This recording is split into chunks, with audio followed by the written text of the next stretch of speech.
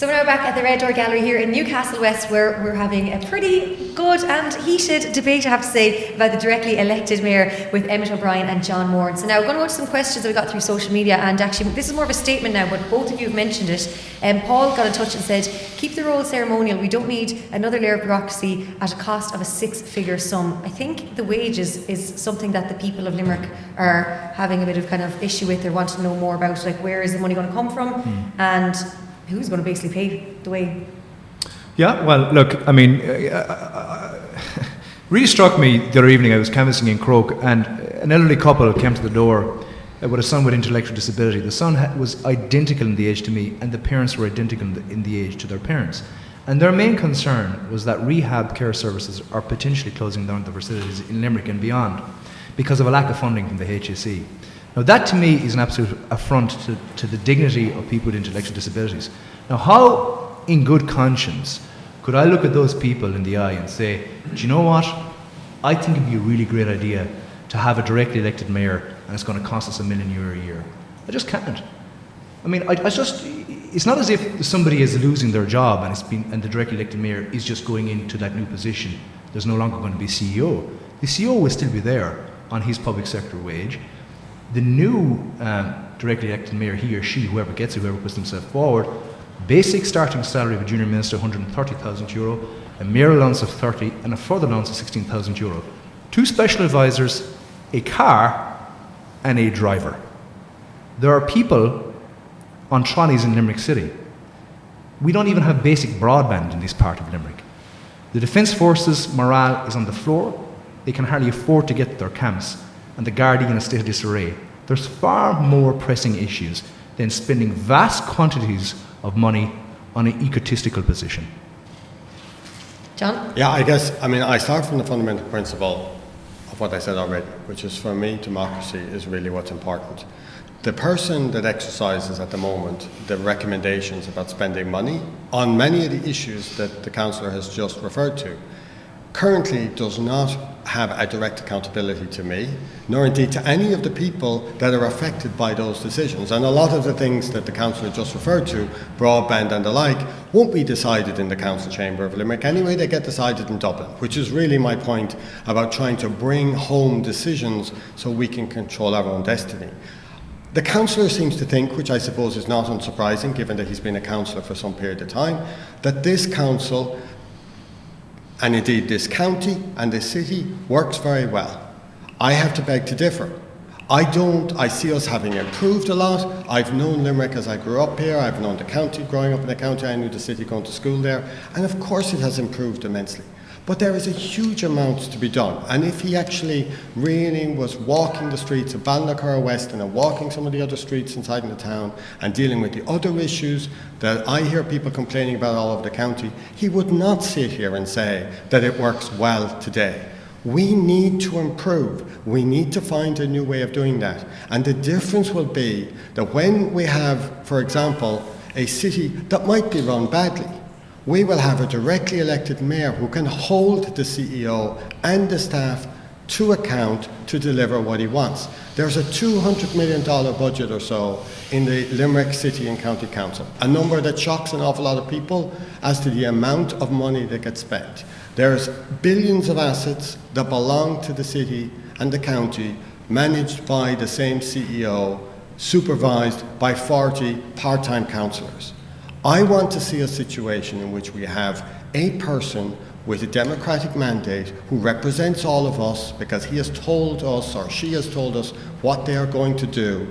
They, by God, will have to deliver, because if they don't, they won't get re-elected, or indeed, even during the time, if they're doing it badly, the councillors can recall them and put them back to the county to say, is this person doing a good job or not, right? And if the cost of that is a small increase in money, and it's a big amount of money, you could say, at some level, but right now we pay $50,000 for somebody who has a ceremonial role. They also have staff supporting them. They also have a support structure within the council in order to allow them to do a ceremonial role. And for me, if you were actually going to do real local government reform, which I think might be something that could be led by a mayor who has a democratic mandate, then we might start to look at some of the issues about whether we deserve in Limerick to have a greater representation of councillors, more councillors per person in Limerick than in many of the other places voting this Friday. They are the type of questions we should be asking about if we're running our system well. Perhaps we could cut back the number of councillors that we have. And I know I won't be popular among councillors tonight probably by saying something like that, but that's what real reform might look like. And if one person supported in order to do that job can drive a reform agenda to make our council more efficient, and I mean by that the delivery of services, I mean by that the spending of money that we all value, then to me that's actually money well spent. Now the other thing that's actually been thrown around a lot is that somehow or other the extra costs are going to come from the pocket of Limerick or they're going to come from a cut in services. And that has been well clarified. The reality is that yes, the Limerick City and County Council resources will pay, as it says in the booklet, for the provision of the office of the mayor and the rest of the staff that work with them. But they've already made it very clear at government, which they're totally entitled to do, because the Limerick City resources come from central government funds and from the taxes that we all pay, that the local government reform fund will actually be topped up in order to deal with the extra costs. As I somewhat sort of perhaps flippantly said recently, the great thing about that is that finally we'll get those guys up in Dublin actually paying for more resources for us down here in Limerick to actually manage the whole system more efficiently. And I think this is actually a proposal. I mean, if we don't want to pay for people, if we want to have them come in working for free, I think it's actually the opposite problem. Because then what we're saying is that the only people we want to have going forward to be elected as our mayors are people who already don't need the salary to actually work there, or as people who in some way are actually already able to deal with it in a different situation. Anyone who wants to go there can waive the salary, that's not a problem. If somebody as part of their programme of government says, do you know what, I do not want to spend, and I must sort of say I had heard it was about 500,000, not $1 million, that the council keeps throwing out. If somebody wants to go forward for elections, you know, I don't need 2 advisors. I don't want to have a car, I want to have a driver.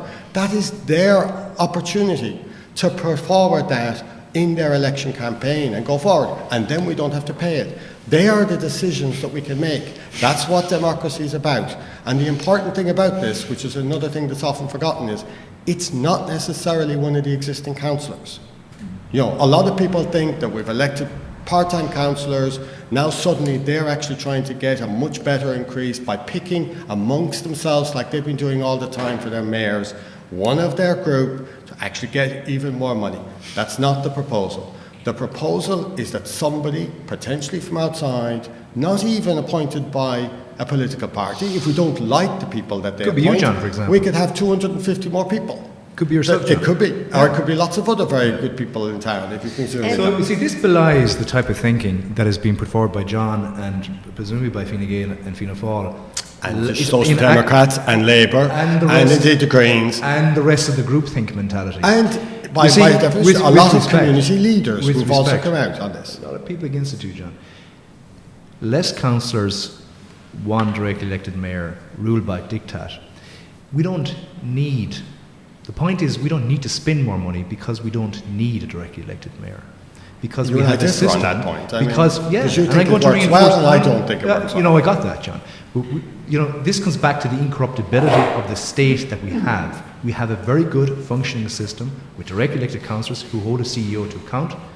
We don't need tumbleweed going down O'Connell Street or William Street or any part of Limerick City, which I know like the back of my hand because I work in there every single day. I'm also a councillor for the city as well as the county. Because you could have a celebrity socialist candidate or some crackpot leftist who will just destroy the city and the county, often skies of their own. Because this so-called great universal suffrage that they'll get from the people, they just say, I don't have to be accountable to the councillors. I don't have to be accountable to the CEO. I've got 50,000 votes. Who cares what you say, CEO? Who cares what you say, Councillor O'Brien? I'm going to do it my way because I've got the backing of the people. It doesn't work like that. It works on the basis of separation of powers, a very fine balance between the CEO and the councillors. That fine balance exists at the moment. The difference is that if that person actually says, I want to do it my particular way, you're actually confirming for me that the council have the ability to control that person. Right now, what the council are controlling is a person selected not by the people of Limerick, but by an interview board of 3 people, typically among the other CEOs of the county or of the other areas. That to me is the fundamental difference. This just goes to show how daft this proposal is. If we're unhappy with the directly elected mayor, we can just recall. It's just like we can just wage a magic wand. No, the council can decide with 3/4 of a vote or 66. Exactly. So 75% of councillors. Do you actually honestly think that 75% of councillors are going to put the people of Limerick through another expensive by-election for a directly elected mayor that if they don't they need? believe in protecting the people of Limerick, I believe they would do that. That's roughly speaking people of Limerick by from not somebody wasting that money they think is not on doing a a new good job. position that is not necessary, that there's no support for.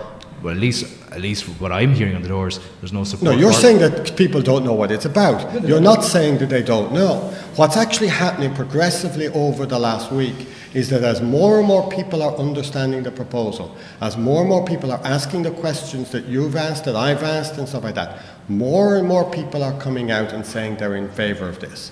Now, at the moment, we have sort of seen that, as I said, we have people like Helen O'Donnell from the team Cleanup, who understands politics, understands the working of local government probably better than anybody else in this city, who understands the community in the city, is incredibly in favour of this proposal. Right? We've analysed it at Liverpool Limerick. We actually believe that this is what could make a sea change in the way this city works. We also believe, by the way, that Cork should do the same thing and that Waterford should do the same thing, so that finally there are 3 people who can represent those 3 cities as a real counterbalance to Dublin, something that I know you've been arguing for. But tell me exactly what powers they will actually have in meat and bones. You tell me what powers they'll actually have, because it's not. I'll give you one example, right? I ran the Department of Finance for a number of years. I would have loved to be able to run the Department of Finance without a minister democratically elected to control what I was doing and to make decisions. And TDs asking right? questions. I could have actually... And TDs in the public accounts. Let me finish. Did TDs not hold you to account in the Public Accounts Committee? If I was being brutally honest, in a 2 or 3 hour period where they each had 10 minutes or 15 minutes to ask me questions, yes, they held me accountable about one thing. But they could not... So do the councillors. Let me finish. There is no way that the PAC, or indeed the Dáil of democratically elected TDs, could have actually gone through with me and said, we believe you should change the budget here or there or whatever. It requires a full-time attention to that. The way that the Department of Finance works, which is the way I imagine the council will start to work, is that the CEO and his staff will prepare options for the mayor. They'll say, Mayor, you could spend more money on housing, this is what it will cost. You could spend more money on roads, this is what it will cost. You line them all up like we do at the Department of Finance. The Minister of Finance helps in the selection of what he thinks works for the people and puts that forward. That's how it happens right now. At the moment, it goes... A budget is presented to the councillors. The councillors all 40 of them. One second. The councillors don't sit there like turkeys. We actually go through the budget, we debate it, and it's done not individually, all 40 as you say, it's done on the basis of parties. Fianna Fáil and Fine Gael usually come together and share the spoils or do whatever. Then there's an element of obviously compromise and trading. Then there's discussion. Why isn't among perhaps 2 big parties? That's my point. I want everybody involved in these decisions. No, you're missing the point completely, John. Every party has a say. It's not 40 individual people. The parties and the independent councillors have a say in how the budget right now is accounted by the CEO. How it's divided, what areas is spent on, roads, planning, housing, one of the most pressing issues in this state. You say that there's no cranes. There's hardly any cranes operating outside of Dublin full stop. I was talking to a building contractor today, he said that actually the economy is slowing down. I don't see how we, a directly elected mayor with 50,000 votes, can just spurn huge economic investment on its own. Can I give you how? That's already, we have. No, we don't have that. I'll give you an example of how a directly elected mayor makes a difference in spurring investment. A directly elected mayor can sit with a series of investors, okay? Mm-hmm. They can talk to that mayor as they can talk to our mayor at the moment. And CEO. And our CEO. Yeah. But the mayor, for most people from outside of Limerick, they don't understand what a CEO is, right? They look at the mayor as the leader of this community. They look to the mayor and say, Mayor O'Brien, if I put my factory in here, if I invest in housing in this city, will you do this for me? Will you sort out the roads? Will you put in a cycle track or whatever? On that proposition, and the you problem, agree. So the problem is, no, let me finish I the think it's example. important The because problem it's is that basically the same. if you actually have that scenario, a mayor who has only 1 year to get something done can not necessarily give that same guarantee as somebody who's there for 5 years. Yeah, and the difference between us is that when the point. CEO makes that proposal, the CEO makes that proposal, from my perspective, from an unelected position, making promises about what will happen. When a mayor makes that proposal, the mayor speaks for the people of Limerick. If the CEO decides to do it all in the city and none in the county, the council have to try and interfere with that. The mayor is not going to make a difference. When the mayor decides to do that, the mayor knows what their promises were going into that election, and they will realise the impact on Abbeyfield, on Newcastle West and on Kilmallock is not what they promised to do. And that's, for me, democracy. Okay, so basically what you described, with Fine, respect, fine, yeah, no, no bother debating, but what basically John has just described is basically the same thing that's happening right at the moment, but the mayor will just be doing it. The CEO does it as it stands, in consultation with the councillors, who are directly elected by the people of Limerick. So you're adding a further level of bureaucracy, a further level of authoritarian power, directly elected by universal suffrage of the people of Limerick City and County, with a broad variety of different issues between the city and the county, and the broad variety of different issues between the county east and west, south and north. And you have a level of further bureaucracy, further authoritarian power by a directly elected mayor who will not necessarily need to have any recourse whatsoever to directly elected councillors or to the CEO who's already existing. No, they have the same recourse as the CEO at the moment. We've established that over and over again. There you go. So why do we need a directly elected mayor? If because there's one single with person. Respect, can I answer the question? But you asked a question. You know, I can ask a question, I can answer too. If we have a perfectly existing... That's not democracy. Maybe that's the way council. Maybe that's the way the council works. Tell me about the one-third budget, John. You ask questions and you answer them yourself. Tell me about the one-third budget. So you have a situation at the moment. You have a situation at the moment whereby the system is working very well. I disagree, and that's our point. I do not believe Limerick is working very well. And so we start from a different place in this debate. That's really the difference between us. You think it's working very well. I do not think it's working very well. We are about to absorb in Limerick 50,000 more people over the next 15 years. We are fundamentally changing the Limerick that I grew up in and that you know and that I know today. They are big decisions. They are going to require much more involvement of people in those decisions. I do not believe, maybe that's the difference between us, I do not believe that a caucus of 40 people with effectively a representation for small groups of people, in effect only defending their own patch necessarily, can make the right decision. To the extent they do, they're voting blocks by larger parties that exclude all of the other interests. And you've described it as a proposal by Fianna Gael, supported by Fianna Fáil. That's the way our mayors have been elected for God knows how long in this city, with Labour getting the odd look in. That is not a way for Limerick to move forward in the 21st century, to deal with climate change, to deal with rural isolation, to deal with how we get an economic, activity generated in the city that allows us to start catching up on Dublin. We have fallen further and further behind Dublin during the system you described since the beginning of the state. I do not think Limerick deserves... First of all, I don't agree. I think that's actually kind of almost verging on kind of self-loathing. I don't agree with that. I'm very proud of Limerick. I think it's a booming part of the country. It's a fantastic city, fantastic county. I live right in the twain between both. I don't think we're lagging behind anybody. In actual fact, and if we are lagging behind anybody... Then we need to see what the reality is. If we are lagging behind anybody, it's not the fault of the councillors who fight every day for the best interests of Limerick. It's the fault of the current system. It's not. And we need to change it. It's the fault of the TDs who have not put their shoulder to the wheel, and the ministers who have come from Limerick who have not delivered on a successive basis for Limerick. We are now at a cost and I am recommending that we have a directly elected mayor that can change that. If you think our TDs... It won't change it. What it adds to is a huge risk of coercive power by a directly elected mayor over a CEO. Coercive power by directly delivery of an electoral mandate. No. Coercive power by a directly elected mayor over a CEO. Coercive power by a directly elected mayor over councillors who he or she will have no regard for. It is a very the people of Limerick can vote for this. I'll support this proposal as passed. It is a huge experiment. It is not thought out. There is no concrete proposal. It's like Brexit.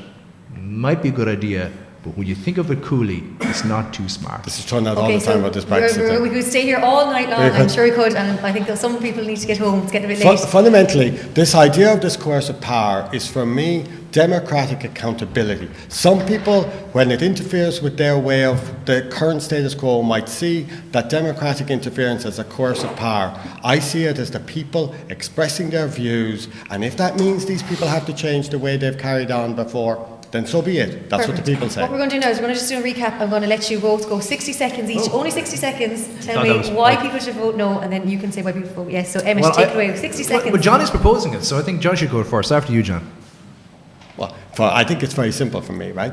I am hugely proud about Limerick, and I think you know the amount of effort that I and others have put in to getting this city to where it is. Whether that's funding from the EIB, whether it's working with not-for-profits all over the city, and indeed actually taking a decision to move back to the city, okay? But for me, the city that I want to actually operate in, the city I want to live in, and the county, no, but right, which I actually have decided to live in the city, right? So, and if you'd let me finish, that city is one that has to serve not just the inhabitants of the city, but the inhabitants of the entire county and indeed the Midwest in total.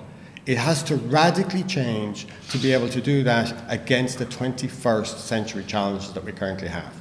And I believe that the type of local government that you seem to think works so well no longer serves us well, and certainly has reached a plateau in terms of our ability to move forward to be the Limerick that I want to grow old in. And for me, fundamentally, the models that work all over Europe, indeed the models that have transformed many US cities as well, are all built upon the types of checks and balances you've talked about, a council that manages to take unfettered control that you're afraid of, which could be vested in a CEO or a mayor, and actually form a checks and balance. But it fundamentally has one person who is responsible for doing the job badly, and we can hold him accountable. It takes one person who is going to deliver. And I find that when we have our system at the moment, there's kind of a dispersal of responsibility and accountability across the council, and actually that has led to a fractured situation, and we have people in the county that feel let down, we have people in the city that feel down, and I want to move to a better Limerick. Okay, thank you. Emmett? Yeah, well, it's amazing how this proposal by Fine Gael hasn't been trial run in Dublin. I think it was always proposed, first of all, that Dublin would because be Dublin the city. Has everything. John, thanks. I didn't interrupt you. So Dublin has everything. Look, it hasn't been trial run in Dublin for a reason. Try it out in the plebs down the country, as Leo Varadkar looks upon us, down in Limerick. I know this is kind of a bit of a Fine Gael event tonight, but I'm sure you don't mind a little bit of criticism of Fine Gael. In Galway, Cork and Waterford. Limerick, Cork and Waterford. What I'm concerned about is that whole axiom of power corrupting and absolute power corrupting absolutely. You have a person who will be there as a directly elected mayor through the universal suffrage of the majority of the people of Limerick. He or she, emboldened by that so-called mandate, doesn't have to have recourse to CEO, does not have to have recourse to a councillor. It's quite clear that clear thinking on this is less councillors, more directly elected mayor. I certainly don't agree with that. There are no concrete proposals in this briefing document. There is no heads of bill. I think last year when we had a referendum on an issue, at least the government published a heads of bill. There's nothing concrete. We don't know exactly what the powers of the mayor are going to be. We don't know what the limitations on the CEO are going to be. What we do know is that there's going to be another level of bureaucracy, another level of authoritarian power, and the CEO is going to remain there. There's going to be a direct elected mayor with huge unnecessary costs to the ordinary people of Limerick. If it ain't broke, don't fix it, and I'll be voting no. Emmett O'Brien, John Moran, thank you so much for joining us today in the Red Door Gallery. It's been really interesting and so much food for thought, and I suppose the last message for me would be to make sure everyone just get out and vote. Yeah, okay. Absolutely. Thanks very much. Great stuff. Thank you. Thanks, Meghann. Well done. Did you?